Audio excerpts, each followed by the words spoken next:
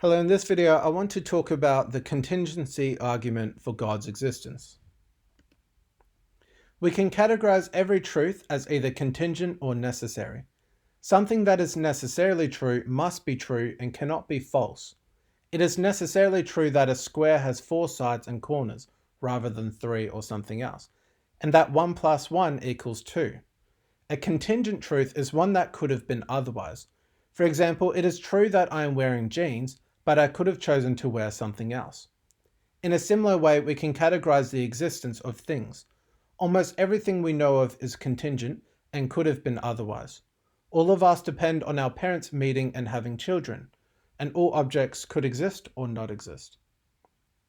There is an idea in logic called the principle of sufficient reason, which is that for every contingent thing, there must be a sufficient reason to cause it to exist.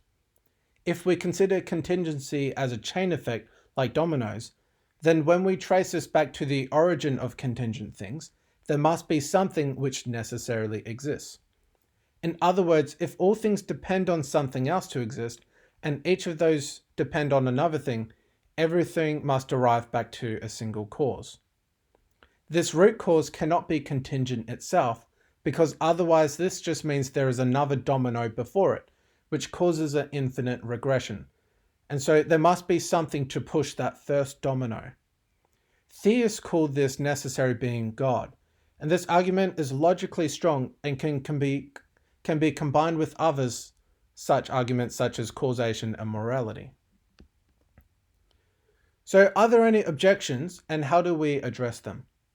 Some people, for example Alex O'Connor, suppose that a necessary being couldn't cause a contingent being, because it would necessarily have to do so, making the subsequent being necessary. However, this confuses the necessity of the being with the will.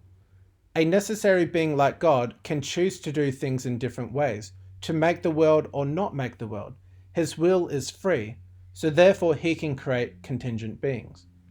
Another objection would be to deny the principle of sufficient reason, and extended from this, assert that the universe is a brute fact.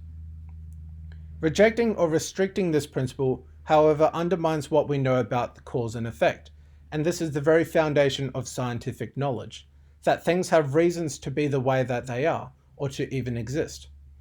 It is arbitrary to say that the universe is necessary, or just a brute fact, and it also doesn't work because we know the universe to change and had a beginning, and is dependent on physical laws and constants.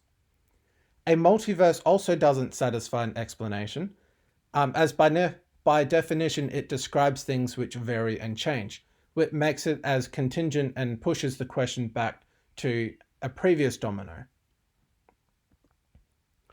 Therefore, I believe it is reasonable to assert that this necessary being is God, for it corresponds with many of the other attributes with God which are required for necessity, such as being outside time, being immutable, and non-compensate, or without parts.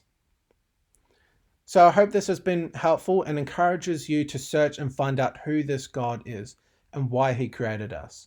As for me, I believe the answer is found in the Bible.